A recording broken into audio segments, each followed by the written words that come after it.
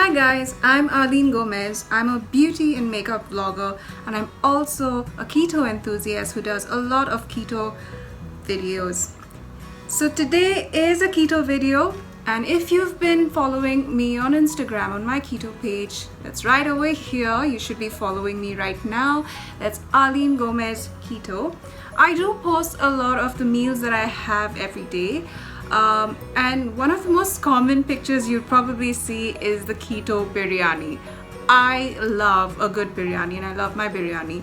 And that was one of the most difficult things to give up when I started keto because I just couldn't stay without it. So I've decided on popular demand to give you a recipe. I am making the green masala mutton biryani. You can use any meat that you want. You can use beef, you can use fish, you can use chicken, whatever you like. It's just so simple, so easy to make, and you can easily stay away from those carbs and enjoy a good biryani. So, watch on.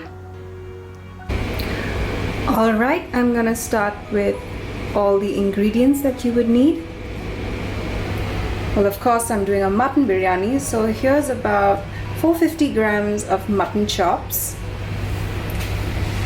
I have about 700 grams of chopped cauliflower. I'm going to show you how to rice the cauliflower if you cannot buy ready-made cauliflower rice. Now, we have a handful of mint leaf, a handful of coriander leaf, 1 medium-sized red onion, 4 green chilies split, 1 heapful tablespoon of ginger garlic paste, about 2 inches of cinnamon, 4 to 5 cloves, 2 crushed cardamom pieces, and a teaspoon of full peppercorn. We have 2 teaspoons, or rather 1 teaspoon of jeera powder, half teaspoon of coriander powder. I'm using rock salt, salt to taste, and 1 teaspoon of turmeric powder.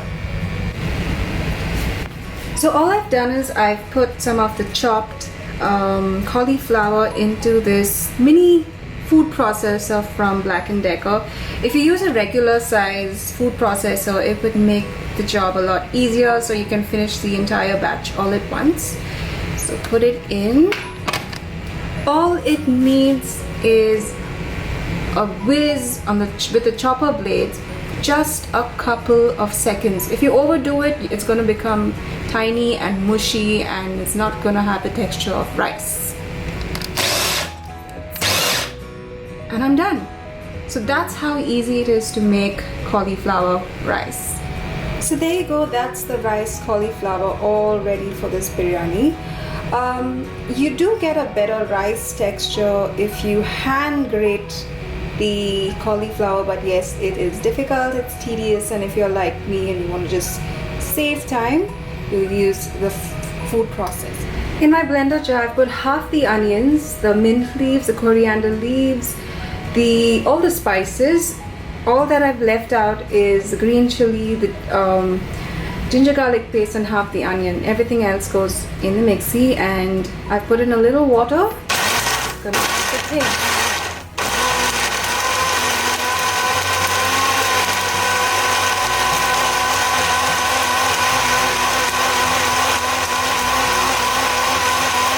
Okay, so I'm using a pressure cooker to cook my meat because it's mutton. It's just much faster that way.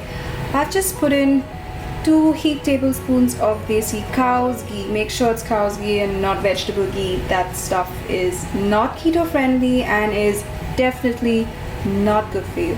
Now I'm going to put in half those onions that I've left back, and when they get soft, I am going to add the chili and the ginger garlic paste. So my onions have nicely softened. They're getting a little bit of color. I don't want too much of color because then you get that burnt taste. Now I'm going to be adding the split green chilies.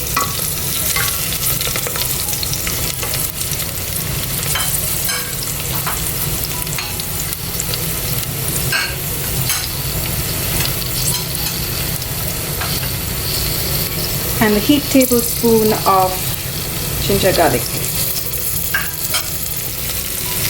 Once you see that the ginger and garlic has cooked and you stop getting that raw smell, it's time to add in our ground masala.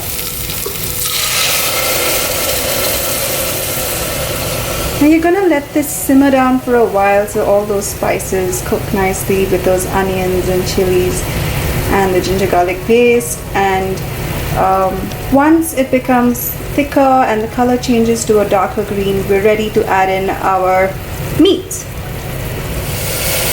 Now you can see that the mixture has darkened and it has thickened quite a bit. We're ready to put in our mutton.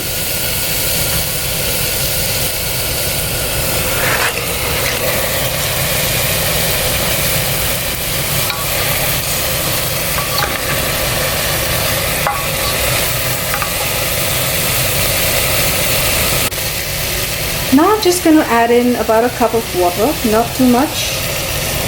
Because remember, we're not cooking rice right now. We're just going to let this mutton cook in the masala. And once it's cooked, we're going to open it and then add our cauliflower rice, which will cook in just a few minutes. Okay, so I have closed the lid. It's on high flame. As soon as the whistle goes once, I'm going to lower the flame and I'm going to cook this for 20 minutes from the very first whistle.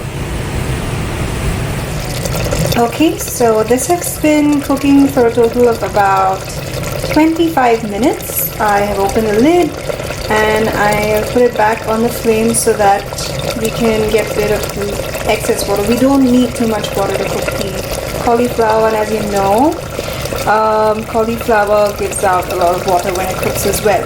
So I'm just going to dry this up a little bit and then add the cauliflower.